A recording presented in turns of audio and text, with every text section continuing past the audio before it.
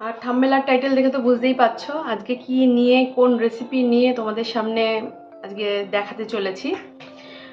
মাছ মাংস এগুলো তো সব ঘরেই কমন হতেই থাকে, তাই আজকে ভাবলাম যে মাছেরই একটা রেসিপি দেখাবো, কিন্তু সেটা আমোদি মাছ। জেনারেলি এটা কেউ দেখায় না, মানে অতটা ফেমাস না, কিন্তু আমাদের ঘরের মতন যাদের বাড়িতে একটুখানি টুকিটাকি রান্না খেতে যারা পছন্দ করো তাদের জন্য এই রেসিপিটা আশা করি খুব হেল্পফুল হবে।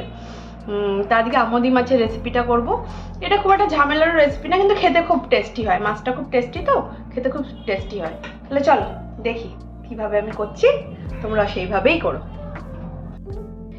সবার আগে বলি, এই রেসিপিটা করার সময় কড়াইটাকে ভীষণভাবে আগে গরম করে নিতে হবে, নইলে না মাছটা ওল্টাতে গিয়ে লেগে যাবে।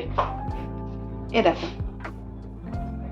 এটা হচ্ছে আমোদি মাছ, আর এইটা হচ্ছে জিরে বাটা, লঙ্কা বাটা, হলুদ, নুন, ধনেপাতা কুচি আর টমেটো কুচি, আর মশলা বাটা, জল। এখানে ব্যাস এইটুকুনি, খুব একটার বেশি কিছু লাগবে না। ও হ্যাঁ, আর সর্ষের তেল, অনিবার্য ইনগ্রিডিয়েন্টস, সর্ষের তেল লাগবেই। এই রকম হিট হবে কড়াইয়ে, তারপরে একে একে মাছগুলোকে ছেড়ে দিতে হবে।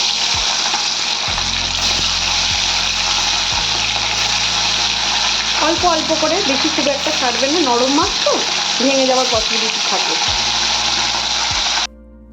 আমার মাছ ভাজা কমপ্লিট, এই যে মাছ ভাজা।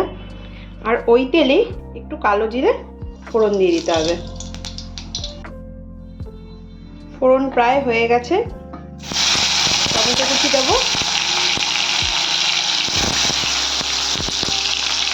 আর তার সাথে বেটে রাখা এই মশলাটাও দিয়ে দেবো। এরপর ভালো করে কষাবো।